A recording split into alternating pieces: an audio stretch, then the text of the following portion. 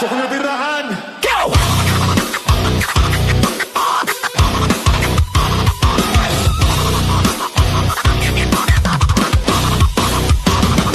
Kawawang publiko, grebe na ito. Nilalaso ng isipan, grebe na kayo. Kailangan wakasan ng katampalasan para mailigtas natin mamamayan. Mamameke ka ba? Birahin na yan. Utak ko ka ba? Birahin na yan. Kultong dedes, birahin na yan. Birahin na yan. Birahin na yan. Walang takot, sino ka man. Basta para sa katotohanan. Eto na, handa ka na ba? Taping kahuan, dito na birahan. Walang takot, sino ka man. Basta para sa katotohanan. Eto na, handa ka na ba? Taping kahuan, dito na birahan. Oy, ayan, magandang bagong taon sa ating lahat, mga boss, chief, amo, sir, kamusta po kayong lahat, mga kababayan? Naku po, eto, bagong taon ho, pero maiinit po ang ating mga tatalakayin sa araw na ito, mga boss, chief, amo, sir.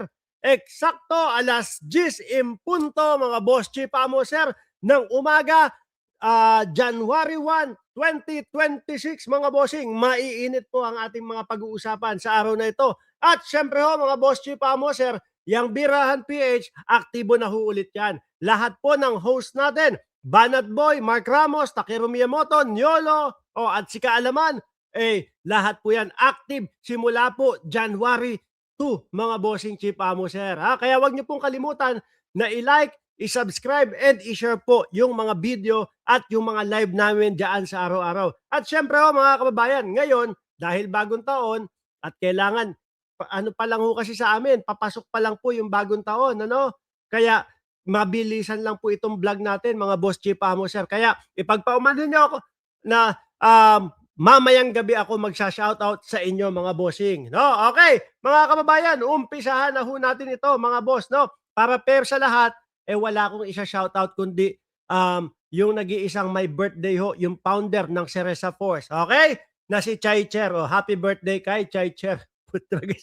Araw-araw birthday. Anyway ho, mga kababayan, eto na po. No? Nako. Eto ho para doon sa nagsasabi, tinuturan nila na sila ay makabayan, pakinggan nyo po si Atty. Claire Castro, si Yusek Claire Castro, mga bossing.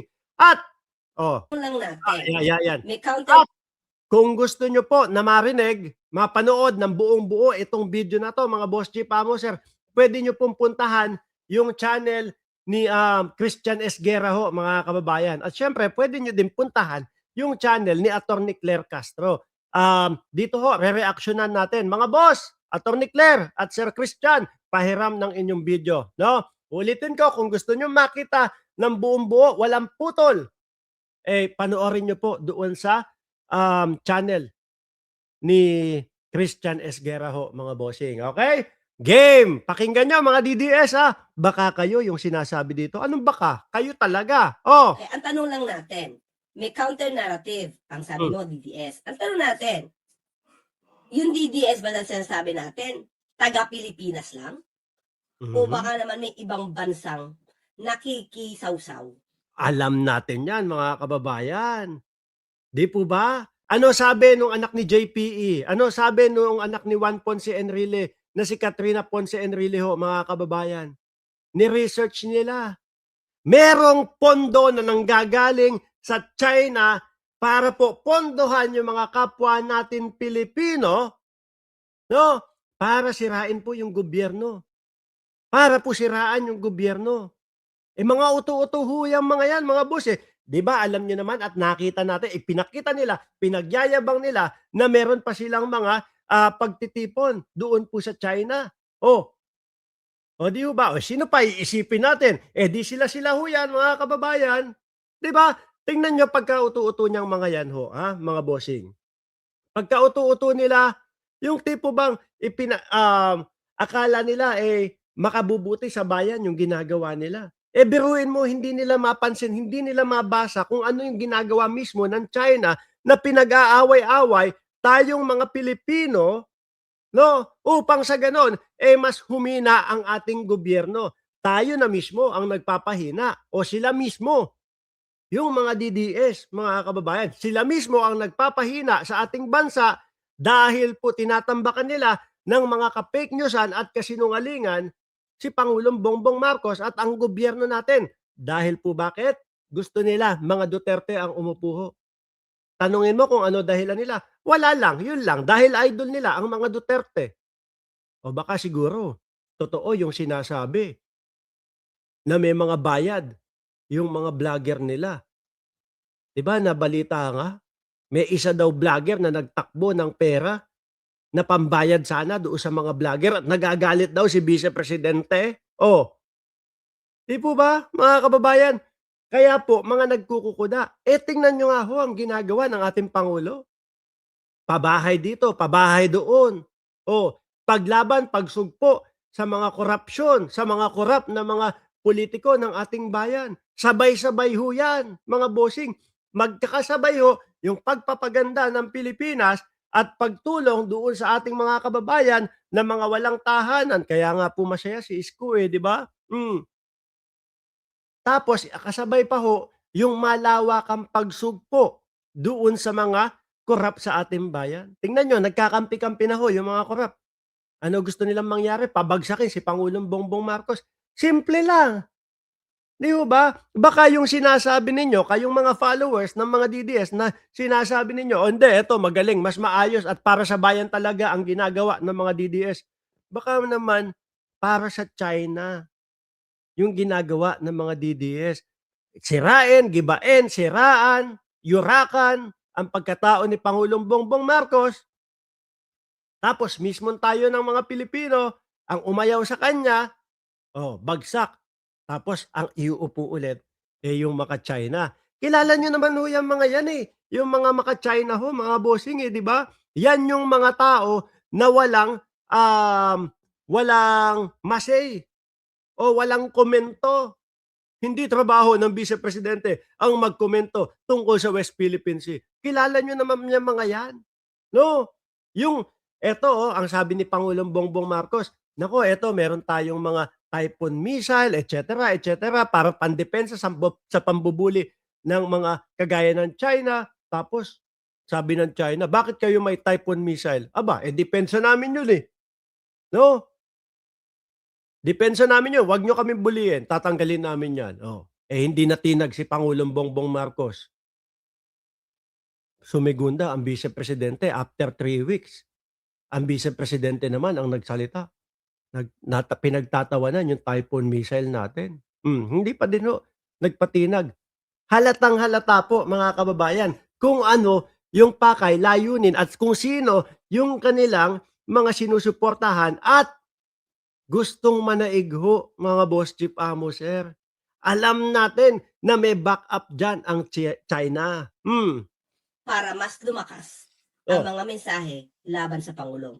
Marami nang na-research nito, Richard. Totoo yan.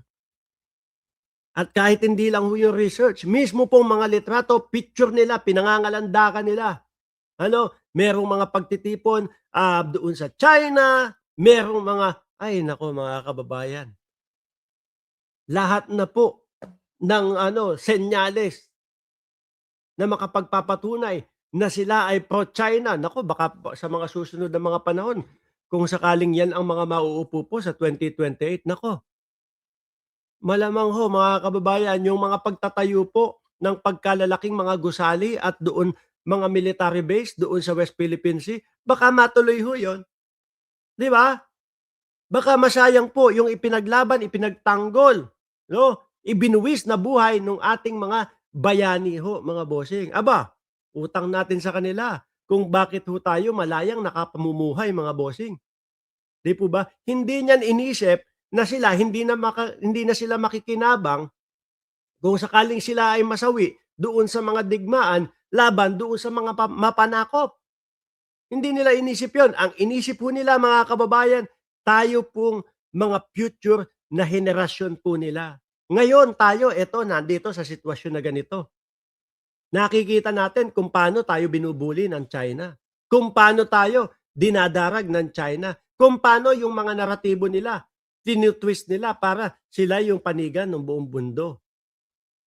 O tapos hahayaan natin? Tapos sasabihin niyo lang sa amin, "O kayong mga supporter o kayong mga vlogger o kayong mga sumusuporta kay Bongbong Marcos, kayo ang manguna diyan." Aba, karangalan namin. Kung sakali kami ay mapagbigyan o karangalan namin kung sakali ay mabilang doon sa mga magtatanggol sa ating bayan. 'Tong mga DDS kasi na 'to mga duduwag-duwag, eh, 'no? Gusto niyo ba mga DDS, yung mga apo niyo, yung mga anak ninyo, yung mga anak ng mga anak ninyo, eh, kinokotongan ng mga ano, sino? Oh, siyempre ayaw niyo, 'di ba? Pero duwag kayo. May pa-Bonifacio pa yung, Boss Robin Padilla natin. Pero eto, mas talagang ramdam mo na panig siya doon sa China, 'di ba? Oh, mamaya susunod nating pag-uusapan si Boss Robin Padilla, oh. Christian, marami na na-research na 'to na may ibang bansang nakikialam sa ating politika. Mm, totoo So, yan. Ganda ni Attorney Claire ano? Oo, hindi. Um, Ako mga kababayan talagang nagagandahan ho ako sa kanya, 'no? hindi naman yata fair. Kung Pilipino sa Pilipino ang nagkakaroon ng pagdidebate, walang problema 'yan. Mhm. Pero kung may ibang bansa na nakikialam at gumagamit ang pondo para siraan ng gobyerno at Ah, ang tawag sa inyo, Judas, 'no? Yung mga Pilipino, kapwa Pilipino natin na nagpapagamit po sa China, 'no, para sirain, warakin ang ating gobyerno, Judas ang tawag sa inyo. sirain ng pangulo, dapat tayo kapwa natin Pilipino Mm, magtulungan, oo, 'di ba? Hindi yung interes ng ibang bansa. correct. Kayo nga kitang-kita niyo na, halatang-halata na niyo na. 'Di ba kung sino pinapanigan niyang mga 'yan. Oh, tapos sasabihin niyo kayo yung makabayan, kayo yung, kayo yung dapat sundin. Ay naku po. Tapos sasabihin niyo pa kami mali, ah. Sasabihin nila, "Oh, mali kayong mga vlogger na sumusuporta kay Pangulong Bongbong Marcos, isinusubo kayo ni Marcos Jr. sa digmaan." Wala ho kaming nakikitang gano'n.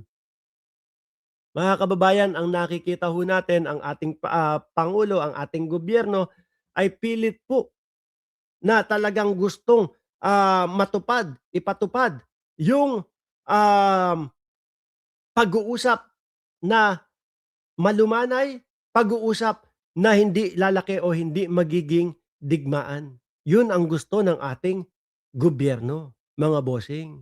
'Di ba? Hindi tayo yung nangunguna dito. Sino ba yung mga nagwa-water cannon? 'Di po ba yung China? Oh, yung China ang nagwa-water cannon sa atin. Yung mga kapwa nating Pilipino, um, inaano lang nila, ginagawa lang nila yung kanilang karapatan. 'Di ba, Attorney Claire? Ang papalakasin natin. Oh. Pinapalakas nila kasi yung ibang bansa. Tapos sasabihin, "Oh, ito kami, tingnan niyo kami, oh, maayos kami, oh. Tingnan niyo kami, oh, para sa Pilipinas kami, para sa Pilipinas, para sa Pilipinas." Yun yang dating Pangulong Duterte, eh, pinapasok na ng helicopter um, yung mga maliliit nating mga isla. Oh, ano sabi? "Okey lang yan, lupa lang yan, tubig lang yan, bato lang yan." Kaya ang ginagawa ho, mga kababayan, nung mga militar ng China, eh, o sige, 'no, pinayagan tayo 1 kilometro, susunod 2 kilometro, susunod 3 kilometro. Aba, hindi talaga tayo sinisita. O sige, gawin na natin, tumawid tayo ng Maynila, pumasok tayo ng Maynila, o 'di ba? Pero sa panahon ho ni Pangulong Bongbong Marcos, mga kababayan, hindi uubra yung ganyan, 'no? Papalag at papalag pero sa mahinahon na pag-uusap, mga bossing. Oo, simula pa naman po dati, mga kababayan, nakikita na ho natin na talagang ang gobyerno natin ay pinipilit na maging kalmado ang pakikipag-usap sa China dahil ayaw po natin lumala yung kaguluhan, mga bossing. Yan po talaga simulat sa pool ang ginagawa ng ating gobyerno, 'no? Pero mga kababayan, hindi natin alam kung ano yung sinasabi ni Robin Padilla. Sinasabi ni Robin Padilla, o eto ho mga bossing,